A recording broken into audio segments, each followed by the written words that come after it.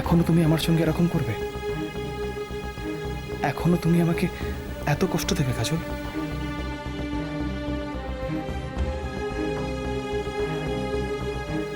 আরশি দিদি যেভাবে চোখের জল ফেলে এই বাড়ি ছেড়ে চলে গেছে, মোর খালি গোটে কথা মনে হচ্ছে, একজন মানুষের চোখের জলের বিনিময়ে কি আমরা কোনোদিন সুখী হতে পারবো? তাহলে তুমি কি বলতে চাইছো? এই কথাই যদি বলার ছিল তাহলে কাল কেন বলনি? কাল যখন আমি তোমাকে জিজ্ঞেস করলাম যে আমার সঙ্গে থাকতে পারবে কিনা, তুমি কেন বলেছিলে যে আমার সঙ্গে থাকতে পারবে? মোর মনে যা হচ্ছে মোর তাই কইছে। তোমাকে না বললে মুখ কাকে বলবো?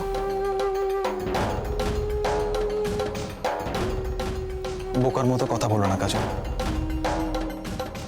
কাজল, অলরেডি আমাদের জীবনের অনেকগুলো দিন নষ্ট হয়ে গেছে। এখন বাকি দিনগুলোকে আমাদের সুখে কাটাতে হবে কাজল। আমাদের জীবনে যা যা দুর্ভোগ ঘটেছে সবকিছু ভুলে গিয়ে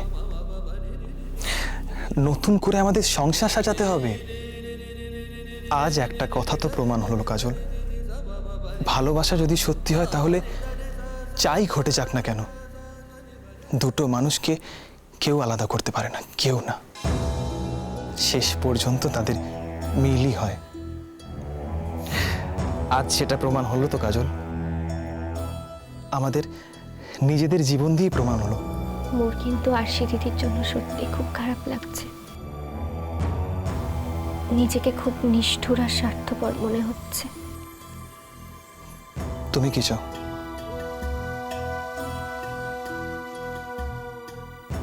কিছু না, আরশি দিদি যদি ভালো থাকে তাহলে সে আর শুনেই মুখ খুশি হব।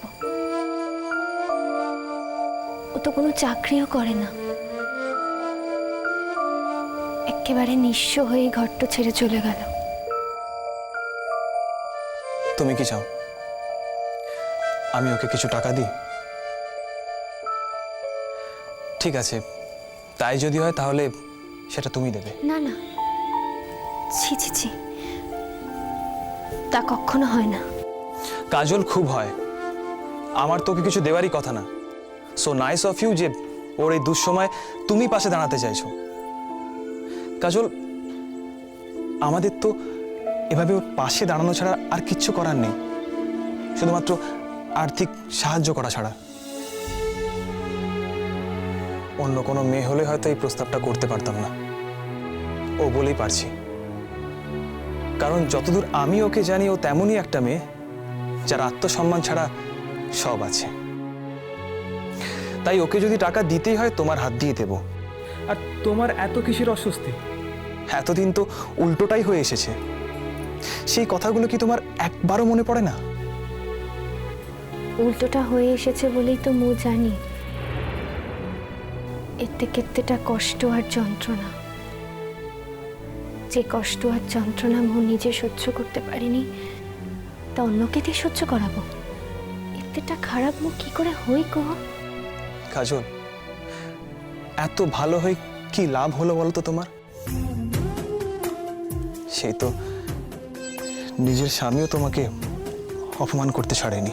শেষ পর্যন্ত তো মোর নিজের স্বামী মতে বুঝতে পেরেছে,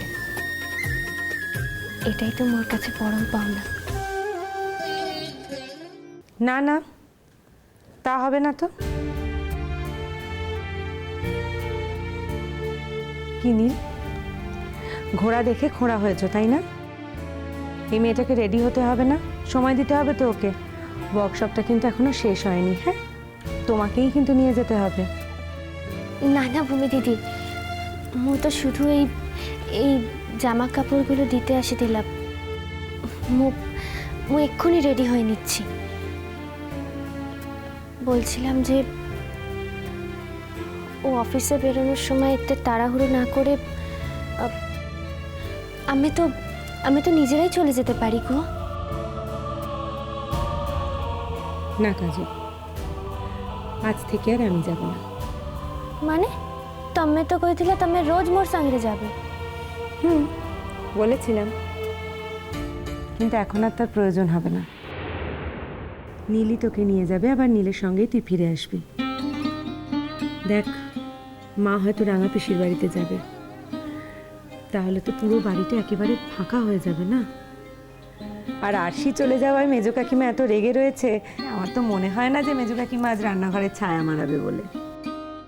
পুরো বাড়ির কাজকর্ম একা সেই ঠাম্মা সোনা ঠাম্মার ওপর ফেলে যেতে কেমন লাগে, তাই আমি বাড়িতেই থাকি। কি রে, থাকি কি নীল? দায়িত্ব তো নিয়েছো, সামলাতে পারবে? ওকে জিজ্ঞেস করো আমার সঙ্গে একা যাবে কিনা। ও মা, এই আবার কি কথা? দুজনে মিলে বাকি জীবনটা একসঙ্গে কাটাবে বলে স্থির করেছো, আর এখন আমার ওর পারমিশন নিতে হবে ও তোমার সঙ্গে যাবে কি না? ঠিক যাবে। ওই যা, রেডি হয়ে নে। ও হ্যাঁ, আর আমি যে কারণে এসেছিলাম, যে কথাটা বলতে এসেছিলাম সেটাও বলি। কি কথা? তুমি কি মতে কিচ্ছু বলবে? দুজনকেই বলবো।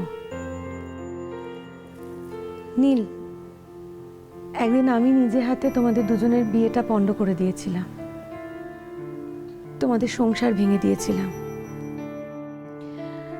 তাই আজ আমি তোমাদের দুজনের নতুন করে আবার বিয়েটা দিতে চাই। তাতে হয়তো আমার এতদিনের অন্যায়, এতদিনের পাপের খানিকটা প্রায়শ্চিত্ত হবে। মেম সাহেব, প্লিজ আর এসব কথা বলো না। কেন বারবার অতীতকে টেনে আনছো তুমি? ভুলে যাও না, নতুন করে যখন জীবনটাকে শুরু করছো তো নতুন করে ভাবো। আমি তো বলছি, ভূমি দিদি যদি আর আর কখনো কোনো সে পুরনো কথা বলে, তাহলে আমি কোনো কথা শুনবো না। না বলে যে পারি না কাজল। এখন তো আমার হাতে অনন্ত সময়, কেউ আমার জন্য অপেক্ষা করে না, আমাকেও কারোর জন্য অপেক্ষা করতে হয় না। তাই মাথার মধ্যে খালি এই চিন্তাগুলোই ঘোরে যে আমি কত মানুষের কত ক্ষতি করেছি বল। আর তাই ঈশ্বর আমাকে চরম শাস্তি দিলেন, আমার লালটাকে আমার কাছ থেকে চিরকালের জন্য সরিয়ে দিলেন রে। তাই আমি যা যা অন্যায় করেছি আমি সবটা সংশোধন করতে চাই কাজল। প্লিজ নীল, তোমরা আমাকে বাধা দিও না। দেখো মেম সাহেব, বাড়িতে শোকের পরিবেশে এই সময় এরকম একটা ঘটনায় অন্যদের খারাপ লাগতে পারে, তাই না? শোক থেকে তো মুক্তিও দরকার। বাড়ির সকলের দায়িত্ব তুমি আমার উপর ছেড়ে দাও। তুমি শুধু তোমার মত আছে কিনা সেটুকু বলো, বাকি সবটা আমি সামলে নেব। চিন্তা করো না, আমি এমন কিচ্ছু করব না যাতে বাড়ির আর কারোর আঘাত লাগতে পারে। এতটুকু বিশ্বাস তোমরা আমার উপর রাখতে পারো। মেম সাহেব, তুমি যখন আবার আমার জীবনটাকে নতুন করে গড়ে দিলে,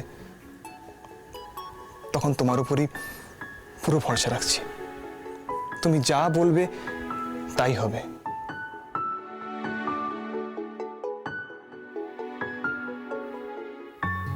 কি রে, তুই কিছু বলছিস না যে?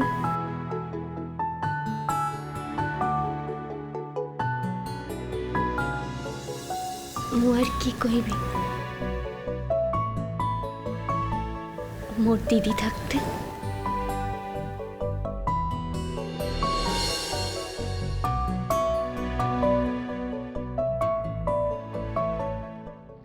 ও কাজ তোমার দ্বারা হবে না বাপু, তুমি আমাকে শিখতে পারবে না, সে আমি মনে মনে ঠিক বুঝে নিয়েছি, আমি কোনোদিনও শিখতে পারবো না গো। হ্যাঁ আচ্ছা, আমাকে বলো না, দেখি আমি এই দুদিনে তোমাকে সে কাজখানা শেখাতে পারি কিনা। দুদিনের জন্য আমাদের ঘরে এসছিস, দুদিনের জন্য ভিক্ষে দিতে এসছিস আমাদেরকে? হ্যাঁ যা, দুদিনের জন্য থাকতে পারি, যা কিন্তু যা যা দিয়া যা বলছিস।